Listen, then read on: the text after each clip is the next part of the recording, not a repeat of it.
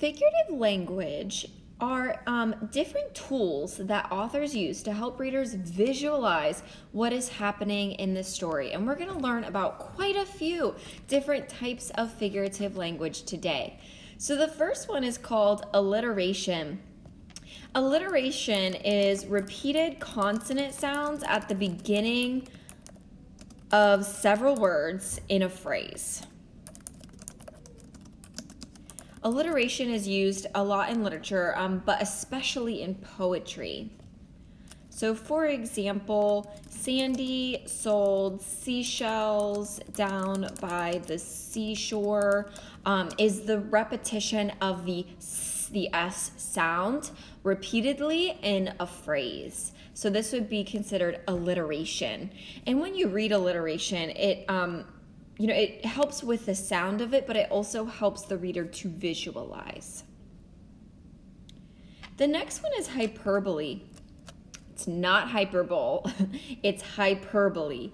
Hyperbole is basically just an exaggeration. For example, that building can touch the clouds. So that building isn't actually touching the clouds. That would probably be impossible. However, it's an exaggeration in your writing where you're helping the reader to visualize, because now the reader knows that this building is almost impossibly tall. Next, we have an idiom.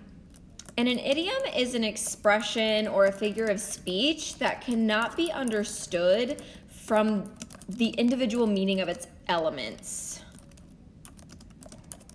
Meaning, like, the words itself, they don't make sense, but it's a figure of speech that has a particular meaning. For example, she was feeling under the weather. So from that expression, under the weather, one could say, like, well, of course she was under the weather. Everybody is under the clouds and under the weather. Like, that makes no sense.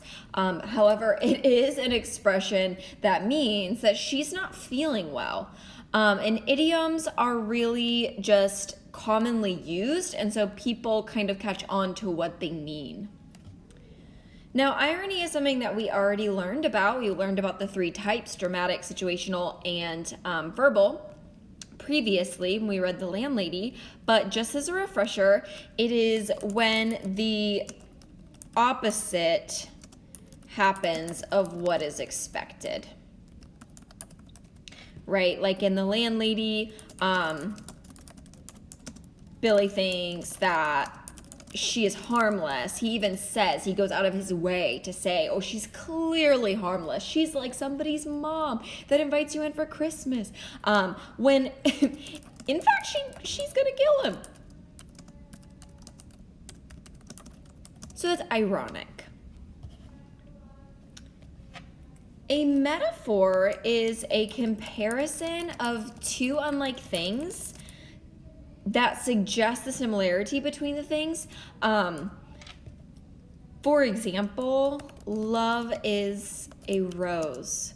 Okay, so when you say love is a rose, that kind of helps your reader visualize the idea of comparing love to a rose. Well, how is love similar to a rose? So without saying it, your reader is already thinking about the fact that love can bloom like a rose, and it takes time, and it takes someone taking care of it, because roses are very fickle and they can die if you don't take care of them.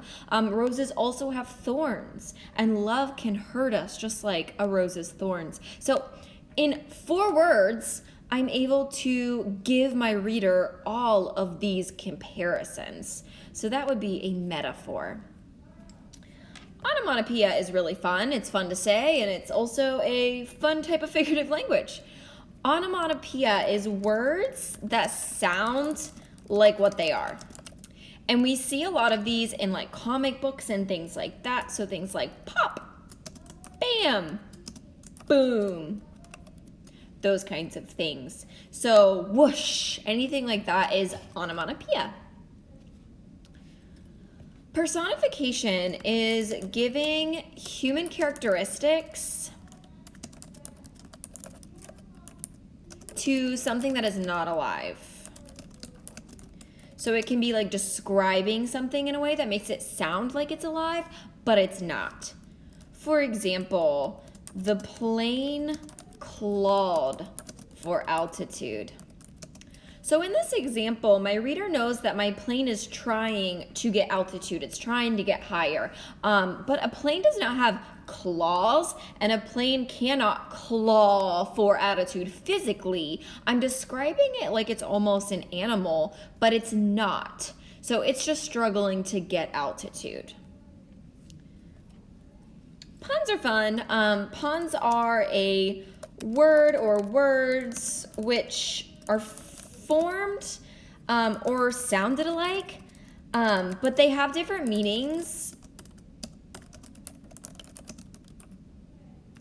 or more than one possible meaning, and they're meant to be funny. So it's kind of like a play on words. So one word in it is going to have multiple meanings, which makes it kind of a joke. So for example, a broken pencil is pointless.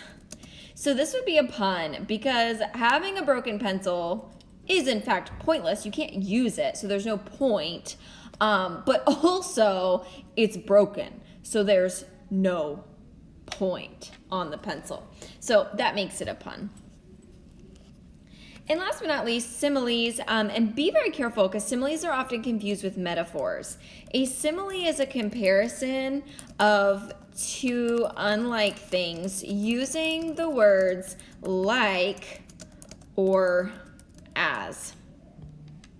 So for example, she sings like an angel. So you're comparing her singing to an angel using the word like. And immediately, because I'm comparing her singing to an angel, the reader knows that she's a really, really good singer with a beautiful voice. I don't have to say that. I can say it very simply with a simile. But don't get confused between similes and metaphors, because a metaphor is also a comparison of two unlike things. You're just not using like or as. So keep that in mind.